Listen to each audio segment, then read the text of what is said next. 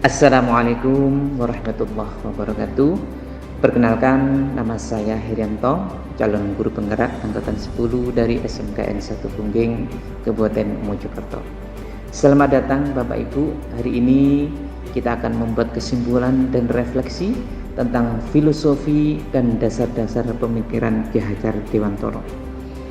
Filosofi pendidikan menurut Ki Hajar Dewantara bahwa pengajaran merupakan salah satu bagian dari pendidikan.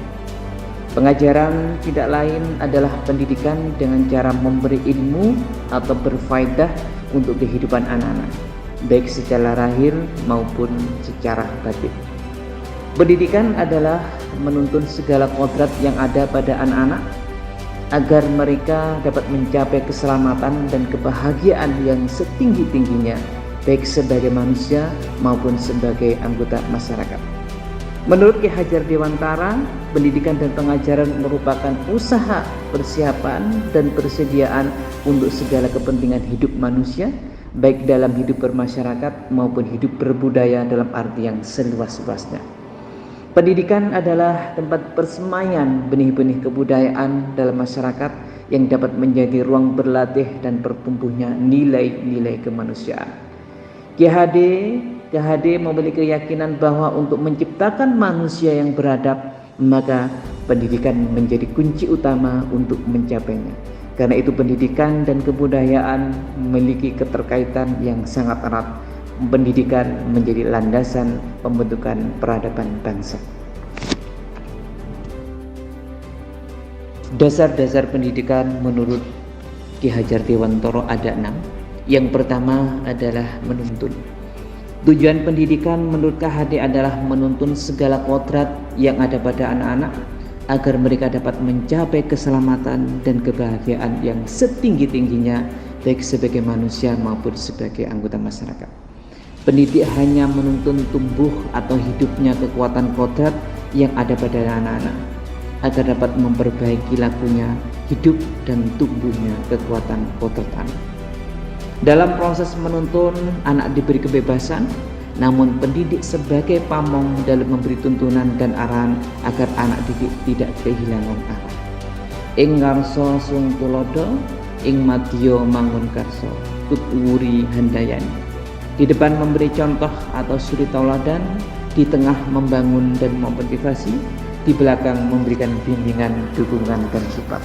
Seorang pendidik harus terbuka, namun tetap waspada terhadap perubahan-perubahan yang terjadi. Dalam melakukan perubahan harus memperhatikan prinsip trikon, yaitu kontinuitas, konvergensi, dan konsentris. Kontinuitas artinya menekankan bahwa kita tidak boleh lupa dengan akar nilai budaya masyarakat. Konvergensi, pendidikan harus memanusiakan manusia dan memperkuat nilai-nilai kemanusiaan. Dan konsentris artinya menghargai keberagaman dan memerdekakan pembelajaran. Pun dasar-dasar pendidikan menurut KHD yang berikutnya, yakni kodrat anak merdeka dan bermain. Manusia merdeka adalah manusia yang hidupnya lahir dan batin tidak tergantung kepada orang lain, akan tetapi bersandar atas kekuatan sendiri.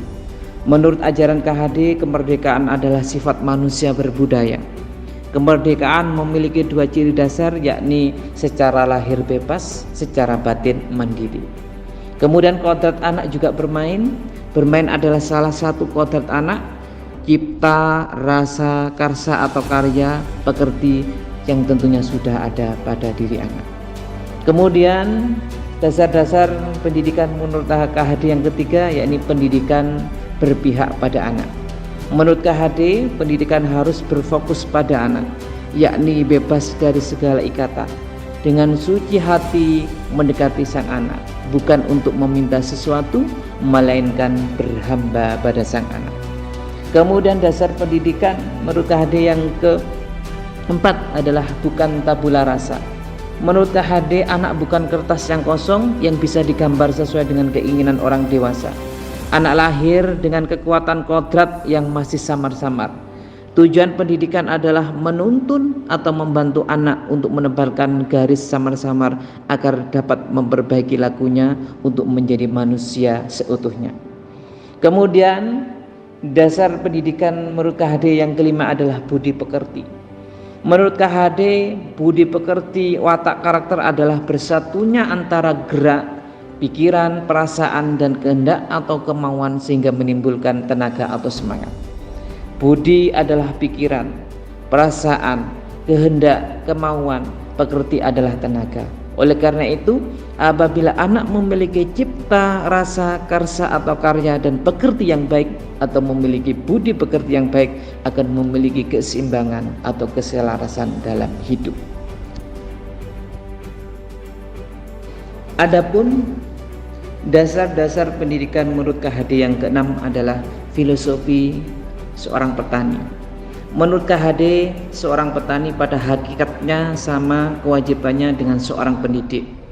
Misalnya seorang petani yang menanam jagung hanya dapat menuntun tumbuhnya jagung, dapat memperbaiki kondisi tanah, memelihara tanaman jagung, memberi pupuk dan air, membasmi ulat-ulat atau jamur-jamur. Begitu juga seorang pendidik hanya dapat menuntun tumbuh kembangnya anak sesuai dengan kodratnya. Bapak Ibu, sebelum saya mempelajari filosofi dan dasar-dasar pemikiran Ki Hajar Dewantara, saya beranggapan bahwa seorang murid hanya sebagai objek pembelajaran, bukan sebagai subjek pembelajaran.